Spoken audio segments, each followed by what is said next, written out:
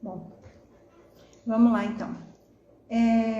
Continuando toda essa conversa que a gente vem tendo sobre o sofrimento.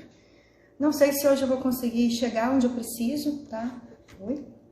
Mas é possível que a gente consiga dar um passo bem grande aí em relação à minha proposta. Primeiro, eu quero explicar por que eu trouxe essa ideia sobre o sofrimento. Não veio do nada, né? A minha proposta nesse espaço aqui do Instagram e posteriormente no YouTube é para a gente estar sentindo o campo, ver o que nosso grupo está pedindo, dentre todas as situações da vida, porque o objetivo maior é a gente se libertar, né, do sofrimento mesmo, para alcançar um pouco mais de luz na nossa vida. Nesse sentido, eu estava notando que por esses dias muita gente tem chegado até mim, como consteladora e como taróloga, para falar de dores internas e dores físicas. Isso me fez observar uma coisa até óbvia, por sinal, que no quase a totalidade dos meus clientes chegam por conta de sofrimento, porque ela está vivenciando um momento de dor e, consequentemente, um momento de sofrimento na vida. E aí ela procura a constelação para se livrar, né, daquele peso, daquele sentimento, daquele sofrimento. E ultimamente eu tenho percebido que as pessoas que têm chegado até mim para constelar ou para o tarô, né, para a terapia com tarô, chegam com um sofrimento específico, que é um sofrimento de uma origem não identificada. Eu não estou sofrendo porque eu terminei um relacionamento, ou porque tive um problema no trabalho, ou porque eu fui demitida, ou porque eu vivo um relacionamento conturbado com a minha mãe. Não por isso, mas porque eu sinto algo que me deixa para baixo, né? E é interessante a gente entender que esse tipo de sentimento, esse tipo de sofrimento, ele chega por uma causa desconhecida a priori, mas ele tem sim uma causa lá atrás. E é justamente essa causa que a gente vai buscar na constelação, né? O que está acontecendo lá no nosso sistema familiar que está me colocando, ou que está exigindo que eu me coloque num lugar de dor, né? Então a gente vai identificar essa causa, pode ser uma identificação com um ancestral, ou pode ser uma sensação de dívida com alguma pessoa, com alguém do sistema, ou uma necessidade de pertencimento, né? Um padrão assim que venha por uma necessidade de pertencimento, enfim. Podem ter inúmeros motivos que vão trazer para a gente essa ideia de que eu estou sofrendo por algum motivo. E a gente vai identificar então na constelação que motivo seria esse. Deixa eu só ver aqui. Tá. Bom, e nesse caso, o que eu posso fazer, né? Quando eu tenho um sofrimento por uma causa desconhecida. Na constelação, a gente primeiro vai sentir o campo, né? E aí eu vou abrir a minha percepção, eu como consteladora abro a minha percepção para a gente buscar identificar o que é que está acontecendo nesse processo. A gente vai identificar na constelação, então, quem é que está emaranhando a gente lá atrás, qual a sensação, qual o sentimento, o que está fazendo a gente ficar emaranhado para que esse sofrimento faça tanta parte assim da nossa vida. E aí a gente vai buscar a consciência dessa causa, que até então era não identificada, né? Então a gente identifica a causa, a gente traz aqui para o hoje, a gente observa, a gente aprende a ver ela, olhar de uma outra forma, e assim a gente consegue se livrar um pouquinho desse peso. A gente se torna livre mesmo de estar fazendo aquela identificação, de estar fazendo aquela repetição de algum padrão, né? Então é assim que a gente trabalha na constelação. Mas, às vezes a gente precisa de ir além da constelação, ou mesmo pode acontecer de a gente não conseguir alcançar a causa na constelação, é possível, ou pode ser também que eu nem me interesso pela constelação. Então eu preciso aprender a lidar com esse sofrimento, né? E é esse o ponto que eu quero trazer agora. Eu fiz uma colinha aqui para dizer que eu encontrei 8 fases para a gente estar lidando com o sofrimento. O primeiro passo é achar o sofrimento. Então, eu preciso identificar, preciso perceber que eu estou sofrendo, né? Não adianta a gente estar falando de sofrimento aqui, você vê o vídeo e fala, não, eu não sofro. Mas aí chega, você está apático com a vida, você sente uma tristeza profunda, né? Ou você não consegue ir para frente, isso te deixa para baixo. Você não consegue desenvolver seus projetos, isso te deixa chateado, né? Seus relacionamentos não dão certo. Isso tudo é sofrimento. Então, a primeira coisa que é importante a gente fazer é a gente conseguir olhar e perceber que o sofrimento existe. A segunda coisa que é importante, o segundo passo, Gigi já chegou ali para a gente conversar daqui a pouco, só estou fazendo uma introdução, tá? O segundo passo é a gente assumir esse sofrimento. Então, não basta eu olhar e falar, ah, isso é o sofrimento. É importante que eu diga, ah, isso é o sofrimento e ele está em mim. Ele está na minha vida. E buscar olhar para ele também. Olhar e enxergar, ele está em mim desde quando? Será que tem um período exato que ele começou a fazer mais parte da minha vida? Onde ele me afeta fisicamente? Será que tem algum lado meu que ficou mais adoentado desde que eu comecei a sentir mais esse sofrimento?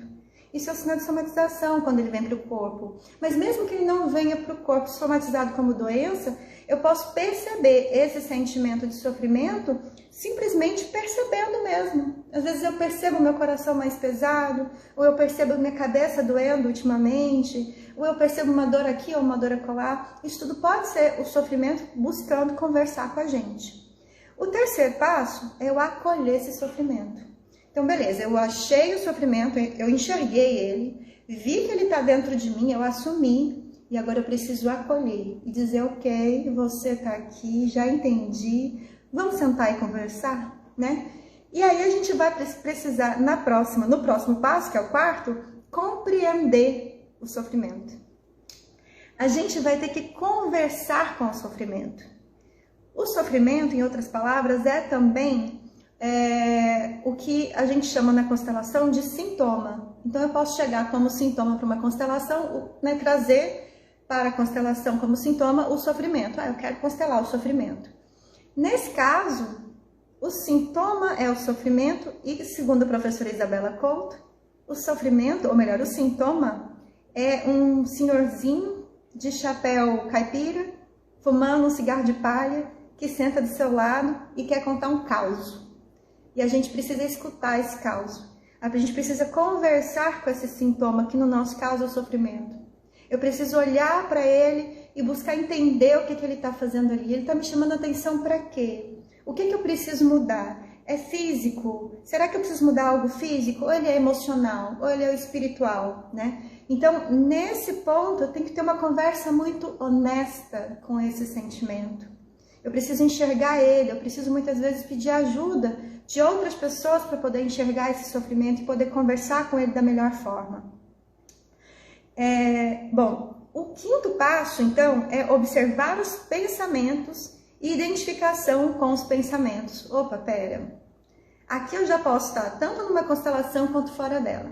Então, eu posso garantir que numa constelação a gente vai até o quarto passo, que é olhar para aquele sintoma e buscar compreender o que ele está fazendo aqui, tá?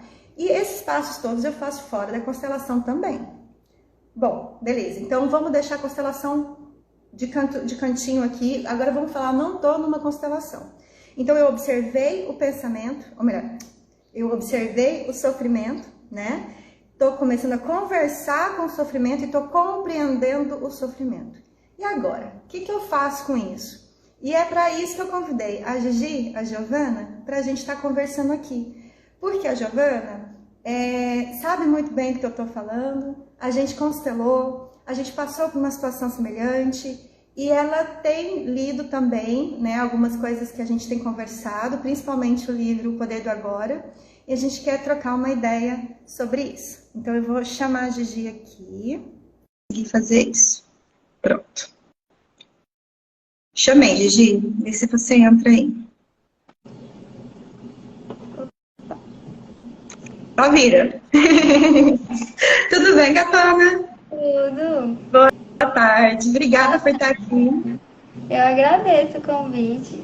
Ó, a lindona ali aparecendo. Ó, quem tá nos assistindo, Jô. Jô, eu queria que você estivesse aqui também, viu? Acho que ia poder contribuir bastante com a gente. Então, vamos lá. Acompanhou tudo que eu falei até agora, né, Gigi?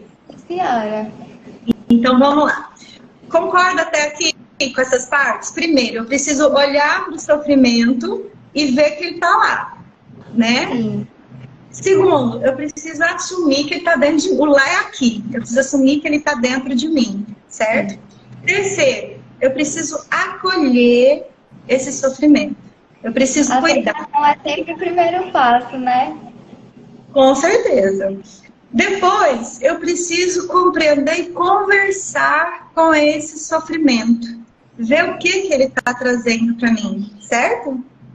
E Sim. depois disso, quando eu comecei a conversar com esse sofrimento, eu comecei a entender que ele está querendo me dizer alguma coisa. É correto dizer, então, que eu entro no processo de identificação com esse sofrimento? Compartilha comigo o que você tem aprendido sobre isso. Assim, essa parte de identificação com o sofrimento é a gente perceber e aceitar que a gente se identifica realmente com esse sofrer. Porque se a gente não tivesse esse elo de identificação, a gente não estaria sofrendo. Porque esse elo de identificação seria um acolher ele de uma forma que é trazer para si, se identificar tanto que você acaba se vendo nele como um só, como você sendo esse sofrimento. Então, assim, eu posso dizer que a gente passa por esse processo de identificação de forma inconsciente e por isso chega um ponto que eu me identifico tanto com ele que eu me confundo com ele. Concorda? Exatamente, sim. E esse processo todo acontece de uma forma tão inconsciente que eu, quando eu dou por mim, eu só sinto a dor. Eu não consigo lidar com isso, né? Então, o que acaba a gente está fazendo? paralisada com essa dor que chega, que você não sabe de onde vem. Você só tá em dor mesmo, assim. E não sabe de onde vem, uma origem não identificada, como eu falei um pouco antes, né? E assim, o mais interessante que eu vejo, assim, é que chega num ponto que paralisa. E aí, o que eu faço depois que paralisou? Eu preciso ter consciência, né? Sim. É o momento da consciência. Daí eu já posso ver uma utilidade no sofrimento, né? Exatamente. E esse estado de consciência da dor é um estado que você tem que ter coragem de olhar para si. Porque o que eu percebo nesse processo de identificação com o sofrimento para poder sair dele é você ter coragem de olhar e falar, ok, eu estou sofrendo.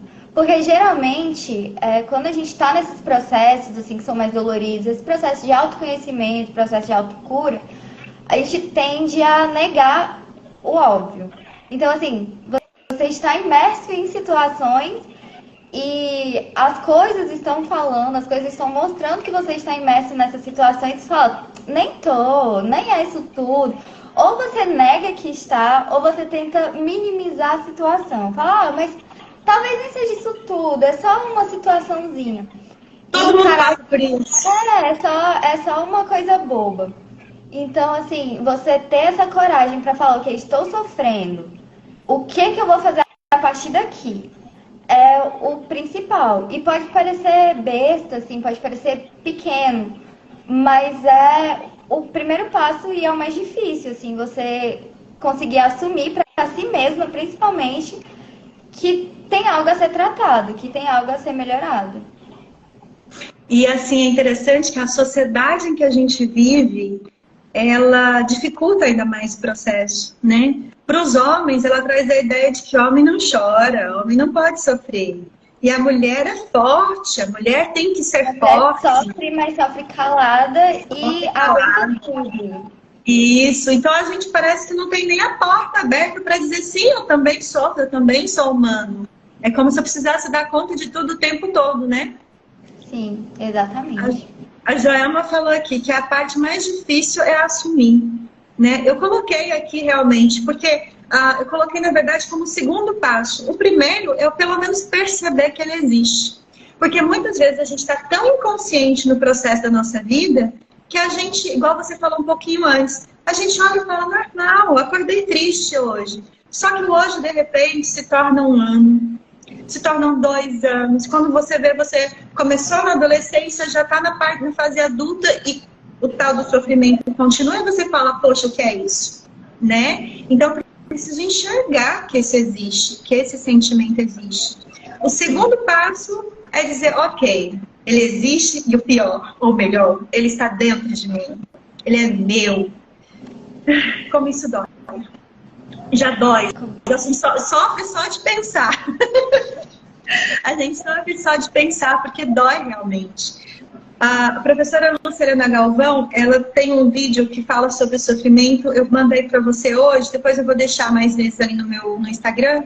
E ela fala assim que é importantíssimo a gente entender que sofrimento não é demérito e nem mérito.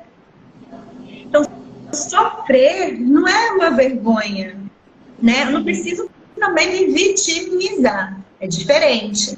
O sentimento, o É uma sofrimento... linha tênue, é uma linha bem tênue de você entender o sofrimento e não se vitimizar. Reconhecer ele e não se colocar como vítima. Mas quando você fala em não se colocar como vítima, a gente sempre tem que ter um culpado, né? É mais fácil você enxergar essa vitimização quando você começa a jogar a culpa para terceiros, né? E aí você tem, então, esse assumir esse sofrimento para si, começar a olhar para ele com cuidado, né? E falar, bom, agora sim, agora que eu assumo isso para mim, eu posso cuidar de você. Isso é interessante que a gente vê na constelação, porque tem muita gente que não chega na constelação ou em qualquer tipo de terapia, porque não consegue assumir que precisa. Não consegue assumir nem que sofre, nem que tem esse sintoma. Aí ainda que às vezes ela assuma, vem um passo entre o assumir e começar a cuidar ainda, que é o assumir que eu preciso de ajuda. Sim. Sim. Quanto tempo a gente fica nessa de eu cuido sozinha? Essa autossuficiência, assim, é o que limita a gente. A gente não conseguir reconhecer que, por sermos pessoas que estamos em sociedade, vivemos em sociedade, a gente não consegue sozinho. Não tem tantas coisas assim que a gente consegue sozinho como a gente acha, né? Então, assim, tem que quebrar essa situação de... não vou pedir ajuda, porque isso não existe, não tem como a gente resolver tudo sozinho. A gente não tem nem tempo para isso, né? E a minha proposta aqui nesse espaço é isso mesmo, é pegar um pouco da experiência do outro, do tempo do outro, do estudo do outro, e a gente juntar e fazer um conhecimento. Porque às vezes eu sozinha não vou chegar, às vezes não, né? Nunca, eu sozinha vou chegar a lugar algum, não tem jeito, né? Mas vamos voltar aqui. Bom, então a gente falou que a gente fica identificada com esse sofrimento, não é isso? Me explica melhor, o que é se identificar com o sofrimento? A gente viu que existe uma confusão, né? Mas eu lembro de você ter me falado pessoalmente que existe um medo de se desidentificar. Lembra? Sim. Me fala mais sobre esse medo. Essa identificação com esse sofrimento é você se colocar, assim, no meu entendimento, é você se colocar num lugar de... Quando a gente está sofrendo, a gente tende a pensar que eu sou a única pessoa no mundo que sofre. Porque você tá tão imerso naquela dor que você fala, eu sou a pessoa que mais sofre nesse mundo, ninguém no mundo sofre tanto quanto eu. E isso tende a ser um padrão, como eu percebo em alguns momentos, assim, todas as pessoas do mundo são as pessoas que mais sofrem no mundo. E esse processo de identificação com a dor tende a ser mais ou menos isso, achar que aquela dor é tão grande que você se torna ela. E essa dor que é tirar essa identificação com a dor, ela vem porque você se identifica tanto que acha que é um só, que se a dor sumir, você some junto a ela. Então, acaba sendo um processo de você se achar novamente no meio daquilo ali que foi criado, da dor, daquela imersão na dor. Então, é entender, buscar entender que essa dor sumir não faz com que você desapareça. Muito pelo contrário, faz com que você reapareça. Muito bom. Porque a gente tende a realmente se identificar tanto com essa dor e tomar tanto pra si, falar, é minha e eu estou sofrendo. E esse tomar pra si é minha e tá aqui, só que você segura. Porque quando você toma pra si e não entende que a dor é uma coisa que precisa ser curada, que precisa ser melhorada e pede ajuda e vai atrás, você tá só segurando, você tá ali abraçado, estou sofrendo e vai continuar sofrendo porque é isso, está parado ali. Então, tirar essa identificação de você como pessoa da dor é se reconhecer fora dela. E é um processo difícil, porque quando você está imerso assim, na situação, acaba que você se vê como um só. E aí pensa, se sumir, some eu não vou ter mais nada a oferecer além do meu sofrimento. É o nosso ego criando uma ilusão, né? Sim. Entrando, abraçando uma ilusão. Eu posso dizer assim que existe um certo apego ao sofrimento, a esse eu que a gente vê refletido no sofrimento? Com certeza. Porque quando você se identifica, assim, no meu ponto de vista, quando você se identifica tanto com a dor e acaba carregando ela por tanto tempo, você não se reconhece mais sem ela. E eu acho que todo ser humano no mundo existe por gostar de existir. Por mais que não essa dor acabe ocultando isso, a gente está aqui porque a gente precisa existir. Então, esse apego à dor seria uma forma de você existir. Porque se você se vê como ela, largar ela seria deixar de existir. Então, você se apega. E acaba que você vê tudo que você tem a oferecer refletido naquela dor. Então, se ela some, você desaparece. Você desaparece. Então, você acaba se apegando, porque acaba que todas as coisas que você constrói com o tempo, como ser humano, como no seu pensamento, nos seus sentimentos, girando em torno daquilo. Então vai se construindo coisas, um você, baseado no você, que é identificado com o sofrimento, com a dor. Então você se apega, porque você criou coisas, foi crescendo, de certa forma, em volta daquilo, daquela situação, daquela dor, daquele, enfim, disso. Então, é um apego. É um apego, né? Por isso que dói tanto desapegar da dor. Na verdade, quando eu preciso desapegar da dor, eu estou precisando desapegar de um alguém que eu acho que sou eu. Concorda? Sim. É um eu que eu fiz em volta, em torno da dor. E eu acho sinceramente, eu acredito sinceramente que aquele eu ali sou eu em pessoa.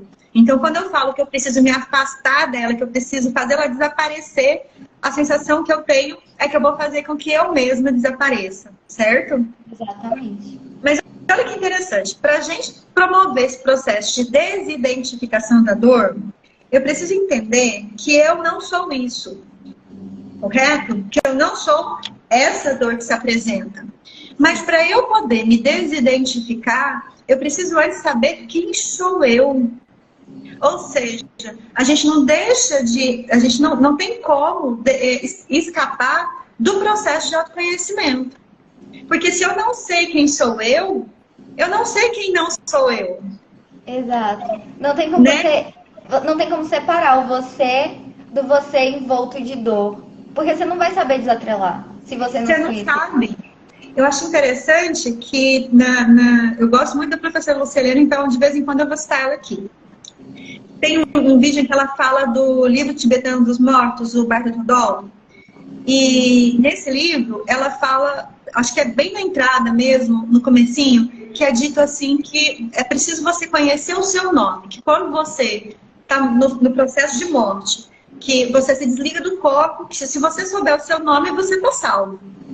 Eu acho isso muito significativo, porque independente do que aconteça lá, você sabendo quem você é, você não se esquecendo de quem você é, e para isso você precisa saber delimitar quem sou eu, você já vai ter um rumo para seguir. porque você vai saber quem é você, né? Então, na vida isso funciona também. Eu preciso saber antes quem sou eu, para saber o que é meu e o que não é meu. Não é isso? E esse processo de saber quem sou eu tem que desatrelar tanto do ego. Porque o ego da gente... Porque a gente saber quem sou eu é saber o que a gente consegue, mas principalmente o que a gente não consegue. Você entende? Então, assim, o que a gente não consegue é difícil pra gente admitir, falar, olhar pra uma situação e falar, não consigo fazer isso. Eu não consigo ser assim ainda, ou estou no processo de ser assim. Então, esse desatrelar do ego é também se conhecer, porque você delimitar o que você não consegue fazer te liberta de alguns sofrimentos, de abraçar situações que te machucam, mas que você vai continuar martelando ali, dando murro em pontas de faca, porque você quer provar pra você mesmo, ou pra sei lá quem, que você consegue. Mas que seria muito mais simples você olhar pra situação e falar, ok, não consigo. Preciso fazer isso? Então, o que eu posso fazer pra conseguir? Ou eu realmente preciso? Se não, deixa pra lá, isso já tirou um sofrimento. Eu vou acrescentar uma coisa aí. Eu gosto de trabalhar muito com o que eu quero, o que eu gosto, o que me faz bem, né? Então, além do conseguir, que é importante, dar conta de alguma coisa, eu acho que a gente precisa entender o que eu gosto, o que eu brinco sempre sobre isso. Às vezes o cliente chega para mim numa constelação e quando eu percebo que o nível de alienação dele mesmo está tão alto, eu pergunto para ele assim, qual que é a sua comida favorita? A pessoa não sabe dizer. A pessoa não sabe dizer a comida que prefere. São as perguntas que eu faço sempre. E já anota aí, quem estiver assistindo, já anota para você se fazer, porque é o básico do básico. O que é a comida que eu prefiro? Qual a comida preferida? Qual a minha cor favorita? Você sabe qual que é a sua cor favorita? Sei. A gente não sabe. Sim. Qual que é a sua música favorita? Qual perfume que você gosta? Esse tipo de detalhe, tem gente, principalmente gente que está casada há muito tempo, às vezes se perde. Então é importante a gente sempre estar se lembrando quem somos nós, né? E quando eu sei quem eu sou, o que eu gosto, eu sei também o que eu quero. Opa, peraí. Se eu sei o que eu quero, aí sim eu posso saber se eu dou conta, eu só não dou conta. Tem uma pergunta. Pode... Henry, é isso? Sim, e a gente vai entrar nisso daqui a pouquinho. O nome disso é pensamento. Essas energias externas, o melhor nome para isso que a gente tem é pensamento, e a gente vai falar muito bem disso, que eu já sei. Então, assim, voltando aqui. Onde é que eu estava? Assim, no processo de querer e dar conta. Então, quando eu já sei o que eu quero, aí eu posso exigir de mim dar conta. Porque se eu não sei nem o que eu quero, aí eu entro nesse processo que você falou. Eu preciso dar conta para quê? Para satisfazer quem? Ora, não é para olhar para mim, para satisfazer para mim mesmo? Satisfazer a mim mesma? Né? Então, preciso me reconhecer nesse processo de autoconhecimento. Independente de qual vertente eu alcance ou eu busque para isso, eu preciso me reconhecer para daí aprender a me diferenciar. Não é isso? E outra coisa que é importante, aí vem o que a gente estava comentando agora, na verdade, a gente precisa saber quem somos nós em essência para a gente não ir na onda de qualquer um. E o que é a onda de qualquer um? Pensamento. Porque no universo, tudo é energia. Segundo o livro o Kybalion, o universo é mental, tudo é mental. Então a gente vai estar cheio de pensamento solto por aí. Principalmente no universo atual em que a gente existe, a gente não está só submetido a pensamentos, a ondas cerebrais, ou energias, vamos assim dizer. A gente está submetido à mídia, a gente está submetido a algoritmo, a gente está submetido a egrégoras, no sentido menos místico possível. Grupos que pensam de determinada forma. A gente está dentro disso tudo. E quando a gente está dentro disso tudo, e eu não me conheço, é quase certeza que daqui a pouco você está pensando igualzinho o vizinho. E não só pensando igualzinho, como pensando igualzinho em um momento aqui, um momento lá e um momento aqui, vai pulando de grupo em grupo.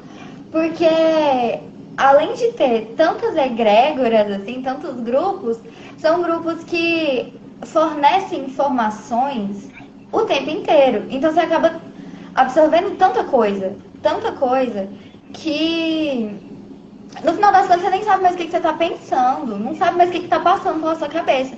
Porque começa aquela coisa assim, e acelera, e se você não tem esse autoconhecimento e esse autocontrole, você se perde. Porque eu penso, e aí eu começo a achar que aquilo sou eu. Exato. E você se perde ali no meio. E aí que tem uma coisa que eu acho muito interessante. No livro O Poder do Agora, inclusive recomendamos, né, Gigi? Nós duas recomendamos junto o livro, maravilhoso, livro de cabeceira. Ele fala que é necessário a gente espreitar a mente. É necessário espreitar os pensamentos. A gente precisa ficar olhando o tempo inteiro o que é que eu estou pensando e examinando se aquilo é meu ou se não é meu. E voltando, para eu conseguir fazer essa peneira, eu preciso saber quem sou eu. Concorda? Sim. E tem, nessa parte de observar o que é pensado, observar o seu pensamento, teve no livro uma parte que, como eu falei para a Sarah pessoalmente, já quando a gente estava conversando, esse foi um livro de virar chavinhas. O livro inteiro virou várias chavinhas, assim. E nessa parte de observar o pensamento, quando ele fala pra você que às vezes o seu pensamento só tá sendo cruel com você e só tá acontecendo e você deixando ele acontecer sem tomar consciência dele, que você sequer se lembra do que você estava pensando há 5 minutos atrás. E a partir disso eu comecei a fazer um exercício comigo. Porque eu sou uma pessoa que o meu pensamento, quando eu acabo deixando, ele se perde. Eu me perco nele, na verdade. E o meu exercício é quando eu percebo que a minha mente está acelerada, eu paro. Falo, o que eu estava pensando agorinha? Qual foi a cadeia de pensamento que eu tive para chegar até aqui?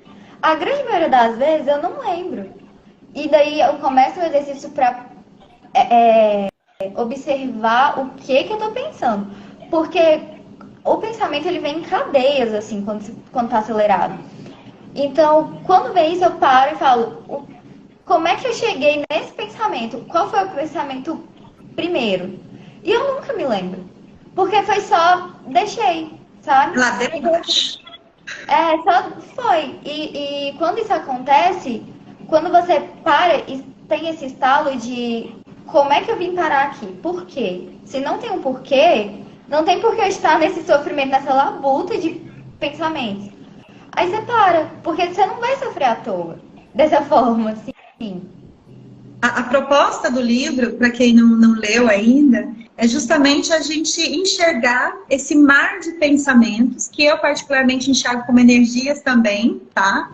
Então a gente enxergar esse mar de pensamentos, essa enxurrada, e a gente conseguir se segurar para a gente não nadar junto com ele.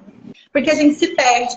E o nome do livro é O Poder do Agora, porque ele faz uma analogia, não é uma analogia, ele liga, ele faz uma relação desses pensamentos com o passado e o futuro da gente. Então ele fala que a gente vive no passado e a gente vive no futuro e a gente esquece de viver o agora.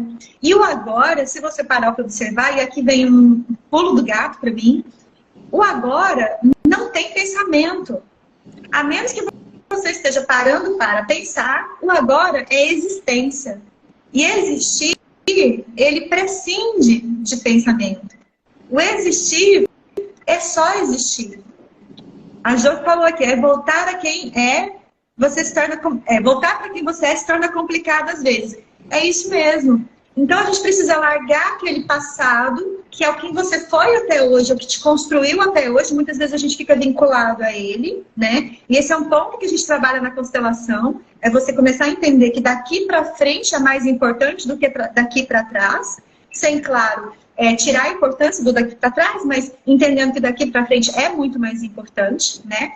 E parar também de pensar demais no futuro, que eu nem sei se vai existir.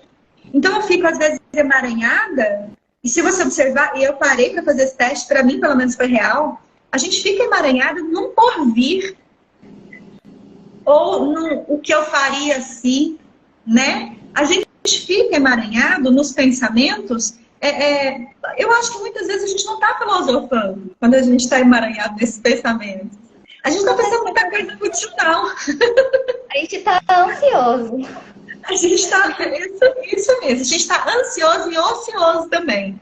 Porque a gente podia estar aproveitando melhor esse momento para estar fazendo alguma coisa de útil, mas a gente resolve viajar na maionese, não é isso? Esse ponto, assim, da gente estar sempre pra frente, nunca aqui, teve uma frase, foi um poema que eu encaminhei para a senhora também há um tempo atrás, que uma das frases dele me marcou muito, assim, que me segue agora. Por onde eu vou, eu levo ela comigo. Que é: o que está para acontecer já está acontecendo. Então, assim, todas as vezes que eu começo esse pensamento demais lá pra frente, eu penso, tá bom, se eu quero tanto que essa coisa do futuro aconteça, o que eu tô fazendo agora pra ela acontecer? E se eu não posso fazer nada agora, por que eu tô batendo cabeça com isso? Então, assim, são coisas que a gente tem que ser um pouco realistas com a gente, porque aquela coisa de sonhar, e sonhar é bom. Sonhar é maravilhoso, mas se for ficar só no sonhar, não vai muito pra frente. John Lennon dizia que a vida é o que acontece enquanto fazemos planos. Bem simples assim, papo. Um tapão na cara. E uma coisa que eu quero acrescentar aqui é que a gente está falando em espreitar os pensamentos, na gente promover esse processo de desidentificação, nesse processo da gente ver, da gente perceber quando chega essa enxurrada de pensamentos que nos emaranha, né? E a gente se perde, chega ao ponto de se perder e fica até difícil de voltar para trás, como disse a Jo. Mas eu acho muito importante a gente deixar claro aqui que esse processo não acontece da noite para o dia. Não basta eu entender isso, entender o primeiro passo. Concordo plenamente. Agora eu entendi. O que eu faço daqui para diante? E a minha sugestão inicial é a meditação. Por que a meditação? A meditação, de uma forma muito simples da gente compreender ela, é um treinamento do cérebro.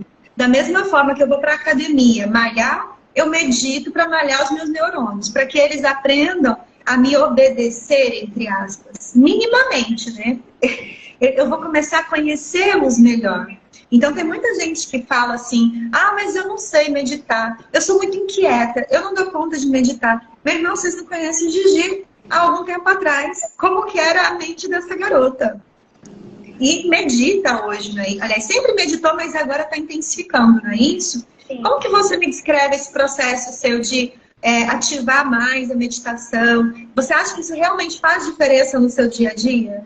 Sim, mas antes da dica da meditação, eu tenho uma dica antes dela, para chegar na meditação. Eu sou uma pessoa que funciona mais escrevendo, assim. Eu acho que escrita realmente funciona para a maioria das pessoas. Principalmente se você tem pensamento acelerado, assim. Então, começa a escrever um diário ou, enfim, um caderno, folhas, qualquer coisa desse sentido. Porque quando você para organizar o seu fluxo de pensamentos para escrever, já é o começo, um pezinho ali na meditação. Porque quando, pelo menos para mim era assim, quando eu pensava na meditação de parar, silenciar a minha mente, ficar quieta, me assustava tanto que eu não ia. Já começa a coçar. Já não vai. Então você ter um pezinho na meditação ali, são coisas que são meditação também. Uma leitura que você tem que parar para se ver em algumas coisas, assim, é um pezinho ali na meditação e é um ótimo começo. Porque na escrita, principalmente, quando você começa a escrever sobre você, nesse caso, escreve sobre você, sobre essa dor que é o tema, sobre essa dor que você sente, essa dor que você se identifica, e começa a desatrelar você dela, começa a escrever, acaba que a meditação ela vai vir de um jeito tão natural que ela vai vir como uma consequência dessa escrita. Porque você vai ter que parar em um momento e pensar, e raciocinar sobre você. E ter uma introspecção e ficar em silêncio, e aí você tá meditando. Sem ver, sem perceber, tirando esse medo, sabe? Então eu acho que esse começo, assim, é uma ponte mais segura. Tem uma pessoa que vou deixar aqui o perfil indicado já, na verdade é um excelente profissional, ele chama Emanuel Aragão. Depois vocês dão uma olhada, ele trabalha com um processo chamado autoescrita, que é uma escrita terapêutica direcionada. É uma excelente alternativa para quem quer entrar no autoconhecimento. Ele tem um grupo de membros no YouTube que você paga um valor baixinho mesmo e consegue fazer um lindo processo de autoconhecimento. E ele trabalha com essa escrita diária, que é uma forma de autoconhecimento. Entendo, assim, o que você traz, essa questão da meditação, chegar como um monstro de 7 cabeças, né? Ficar sem pensar em nada, tal. Mas eu vou vir aqui e vou revisar essa ideia. Eu ainda acho a meditação essencial. Entendo como processos diferentes, sim, uma coisa pode sim levar a outra. Eu também escrevo todos os dias, praticamente. E escrever também sobre os nossos sentimentos é reconhecer os nossos sentimentos. É o momento que a gente vai começar a perceber que existe sofrimento aí dentro. É quando a gente está escrevendo. E a gente começa a descrever o sentimento, a gente começa a reconhecer, e daí para a gente assumir que ele está dentro da gente é um pouco. Então é perfeito. A meditação, contudo, eu percebo que ela vem como uma técnica até mesmo para a gente aprender a estreitar os pensamentos. Por quê? Porque a meditação, não a meditação guiada, não a meditação... eu digo a meditação, acho que é a Zen mesmo, né, Joelma? Se tiver aí, se puder me responder, que eu sei que você pratica. Ela é daquela ideia de você ficar sem pensamentos, né? De você não estar pensando em nada. Os pensamentos chegam. O grande pulo do gato é, o que eu faço com os pensamentos que chegam? Eu vou tricotar esse pensamento? Eu vou estar lendo esse pensamento? Eu vou estar sentindo esse pensamento? Ou eu vou só deixar ele passar? Né? Então, a proposta desse tipo de meditação é você deixar ele passar. Então, acho importante a gente ter esses dois tipos de meditação, entre aspas. Esse momento da gente meditar pensando, refletindo, que eu acho que é essa parte da escrita que você traz, da gente estar observando o que está aqui dentro. E quando eu coloco no papel, eu consigo ordenar essas ideias, né? E aí, externando, fica mais fácil de eu enxergar isso. E o segundo passo, pode ser um passo paralelo, porque eu mesma faço as duas coisas hoje, mas um próximo passo seria a gente estar ficando mesmo em silêncio. Mas esse silêncio não é não pensar em nada, é deixar vir o pensamento, e olhar e falar, oi pensamento, o pensamento vai embora e você fala, tchau pensamento, né? E assim a gente consegue identificar. Pode falar. Que é o que é falado no livro, que no O Poder do Agora, que foi o que eu fiquei assim, ok, como é que eu vou fazer isso? Porque quando você se acostuma tanto a ter a sua mente trabalhando o tempo todo, e ali, sem parar, a ideia de uma mente em silêncio é a ideia de você inerte, é você, assim, sem reação, sem expressão, sem nada, só existindo ali. E conseguir desatrelar essa ideia é o essencial. Então, assim, o começo da meditação, acredito que seja desatrelar esse pensamento de que uma mente em silêncio não é uma mente que não funciona. Morta. Não é uma mente morta. Ela tá ali e ela serve como uma ferramenta para o nosso corpo, assim como qualquer outra coisa. Mas ela não tem que estar ligada 24 horas por dia, o tempo todo, e sem uma destinação correta. E foi uma das viradinhas de chave do livro essencial, assim, foi essa. Tá tudo bem só existir, né? Tá tudo bem não precisar pensar. Tá tudo bem ter calma, sabe? Porque às vezes a gente tá tão imerso numa ansiedade que o nosso fluxo de pensamento gera, que você está em um momento calmo, você fica, tem alguma coisa errada. E não tem, tá tudo bem. Na verdade, tinha que ser assim.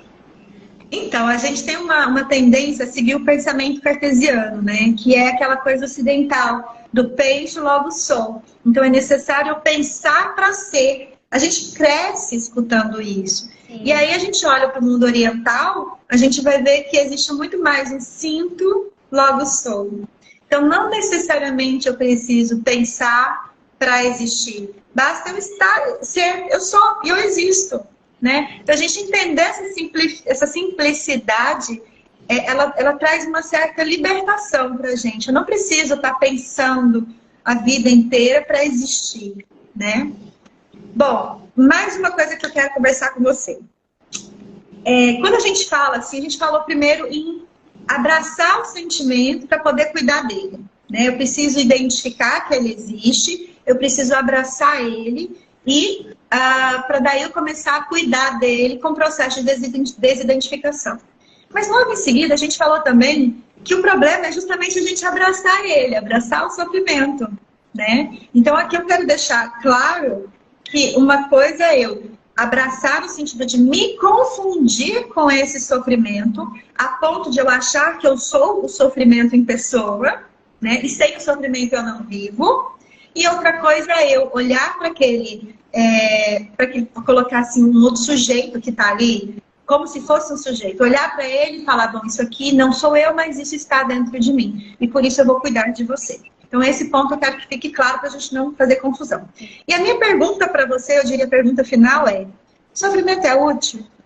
Não é nenhuma pergunta, são duas uma vez. O sofrimento é útil? Ele é necessário? São duas perguntas. O que você me diz disso? Do seu processo, como é que tem sido? Você acha que o sofrimento tem te ensinado alguma coisa? Ou te ensinou alguma coisa? Ele foi necessário? Ele é essencial para a gente aprender? O que você me diz? Assim, partindo da necessidade, primeiro. Hoje em dia, não vejo o sofrimento como necessário. Porque, assim, deixa eu ver como é que eu posso explicar. A gente aprende, o sofrimento ele é uma consequência de como a gente lida com as coisas que acontecem com a gente.